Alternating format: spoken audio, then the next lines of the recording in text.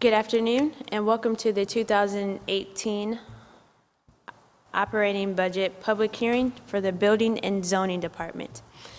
My name is Jaiza Page, and I'm the chair of our Zoning Committee. And the purpose for this committee hearing is to provide a brief overview of the Department of Building and Zoning Services 2018 operating budget. And this afternoon with us, we have Director Scott Messer, as well as Fiscal Manager Cheryl Truesdale. And Director, I will go ahead and hand it over to you. Thank you. Chair Page, thank you. It's a pleasure to be here to talk about our 2018 budget for Building and Zoning Services. I'd like to start out just by thanking you and your staff for being so helpful and partnering with us as our chair for Building and Zoning Services, as well as the zoning chair. It's been a pleasure this year and to work with you, and look forward to next year as well. Building and Zoning Services is first and foremost, I just want to highlight that we are not a general fund agency. So our budget is completely based upon fees that we charge our customers per a codified fee schedule in the city code. That last code was effective January 2014. So we've been operating under those fees for some time. Looking at our budgeted highlights, the 2018 budget is just over $22.1 million, provides for 156 full-time employees, 20 part-time employees. As I said, all of our activities are funded from the Development Services Fund as opposed to any general fund dollars.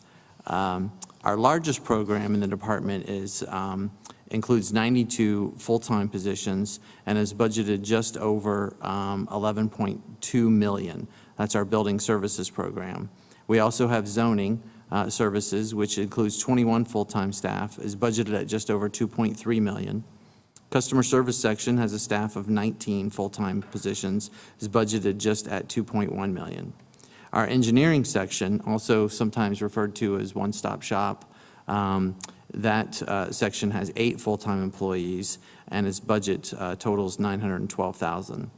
Our administrative office budget is $2.3 million, includes 16 employees. That has our fiscal, our human resources, data management, as well as the director's office.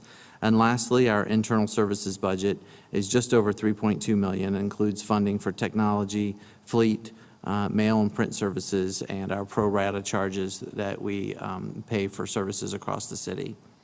The 2018 budget will essentially allow us to continue to streamline our processes for customers with online permitting, electronic plan review, after-hours plan review, and a number of other initiatives that we've started in 2017.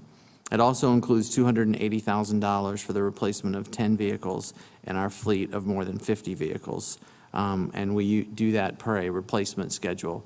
When our vehicles get to a certain age and certain usage, we replace those with newer vehicles. So we'll be doing that with 10 vehicles in 2018.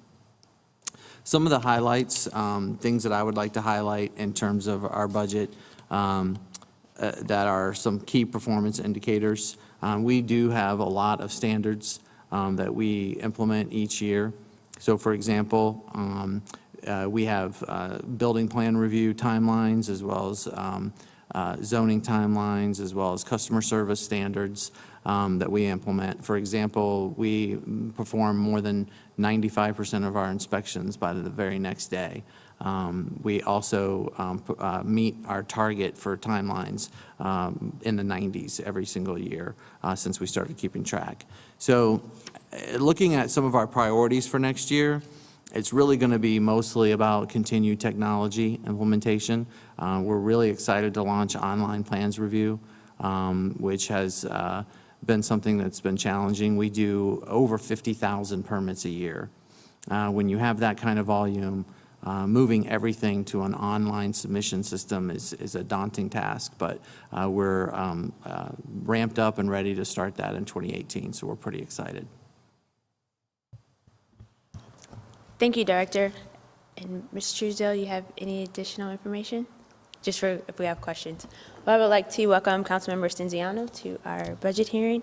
And Director, I do have a few questions. If you could kind of elaborate on the online plans review and just what will be new for 2018, and also considering that you are increasing your full-time employees, how that will affect the online process. Thank you, Chair Page, and welcome, Councilmember Stenziano. Yeah, just to answer those questions. First, the online plans review, essentially some time ago, especially when we decided to be moving into a new facility here downtown, which we'll be moving into sometime early next year, we made a commitment to launch a lot more initiatives around technology improvements. The ability for customers to get their permits and other services online rather than come down to the building department live or in person. Our commitment was to have at least 50% of our customers online as opposed to coming in person. So we began to launch that system and initiatives, and we've put every single transaction that you can do that does not involve a set of blueprints, you can now do those online. We now are over 50% of our customers using online services, and we're proud of that. But the big change is going to be when we can actually accept blueprints online. So that is what's going to happen here in the first of the year.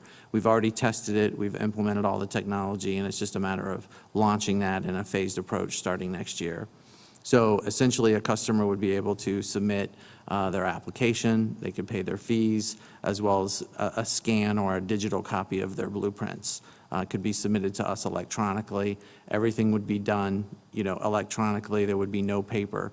Obviously, that saves us a lot on paper, which we're happy about, but it also allows us a unique opportunity to keep those plans for a lot longer in an electronic format as opposed to the hard copies that we've traditionally kept. It'll improve on our timelines and accuracy, so we're pretty excited.